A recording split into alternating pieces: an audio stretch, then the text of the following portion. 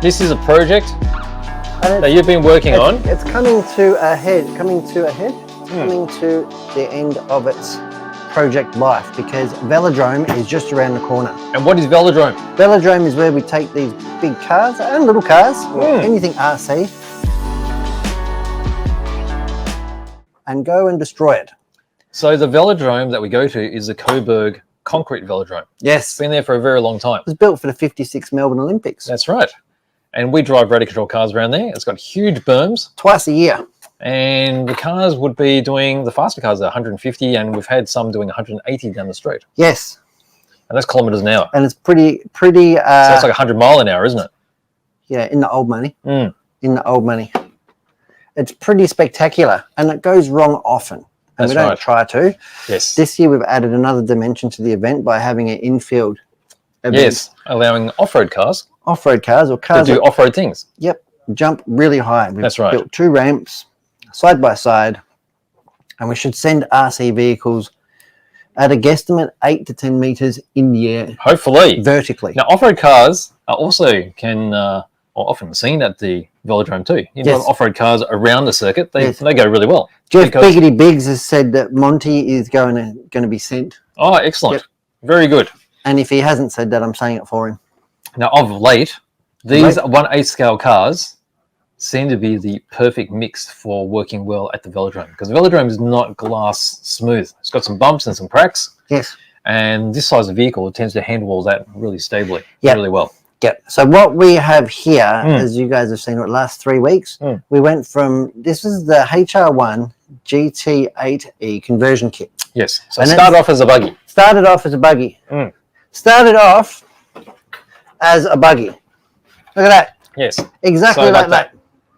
Exactly like that. And now it's like this. This is the one that we built in the Hearns, but this one's for sale in the Hearns vault. This is a tribute. Yes. To the prototype and the one that we've still raced, which is now looking a lot different. Yes. Does identify as an on-road car. Doesn't it? At the moment. But it can change any minute. So, it did start life as the buggy and this box of bits. So there's a conversion kit, which gives you the parts to make it into an on-road car. That's right. And there's not that many bits to it, really. There's not that too many bits to it.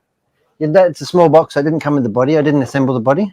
This I took off the shelf. Yes. This is a Biddy Design GT8 S65. McLaren-esque. You'll notice it doesn't have a killer paint job because it's probably got a really short lifespan, to be honest. Not that we want it to, but it does have some really nice J-spec stickers and designs on it. So it does look good. Still looks apart. And I am still to paint the wheels. I think a nice teal colour will be very fitting. Teal or pink? No, teal. Teal. Teal. I think the other car can have the pink tyres. This one can have the teal to match the green. Now, some of the things that are most recognisable going into velodrome are... it's gaping. Opening the rear end. Do you regret saying that yet? No, not at all. No, that's pretty tame compared to some of the things I've said. Now, why do we do that?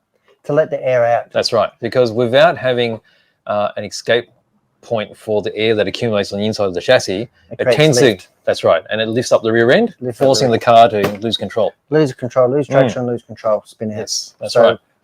Like BJ said, we open the rear end, or just cut it off. Imagine if we made a little hinge on it, and on the 3rd channel we just go, boop, open it up. Well, we do have it in one piece, so check out the YouTube for that. But yeah, and that is pretty much it. This thing is ready to go. I think we showed it last week with the body clear. So now I don't need to take the body off again. You guys have seen it. You know what's up. This is the HR-1 GT8E, and I'm super happy. So you can have really that buggy, right? That almost, that ready to run buggy, or the HR-1 almost ready to race version. And you can buy the conversion kit and make it this two RC weapons in one. It's really, really cheap. Yeah, and it's very easy to swap between them.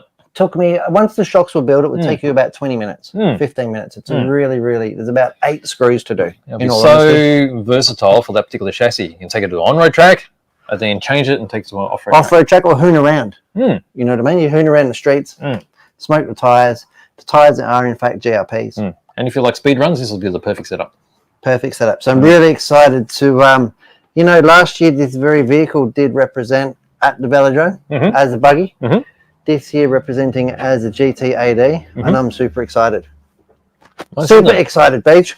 Beautiful. Have you got any footage of any other like velodrome cars that we've had? I by any chance? I think we should see the velodrome car that was. Because the Panda car seems to get all the glory. Yeah. Oh well, I've got the Panda car here. Oh, well, it had rockets, didn't it? Well, let's show everyone. Is it the 2-minute clip?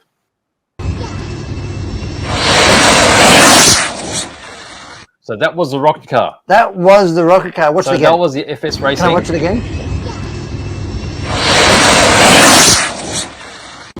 And there was a nice catch at the end, wasn't it? That was you cool. can see the tail. That was cool. And there, from that angle there, you can just see how big those berms are. I mean, if you try to walk up them, it's very hard to. It's impossible. You got to go from the top and slide down on your butt. Mm. Luckily, all the cars, when they crash, they generally fall to the bottom. I don't know the exact specifications, and it's not 45 degrees, but it's over, right? Yeah, I don't know. It'd have to be over 50? 45.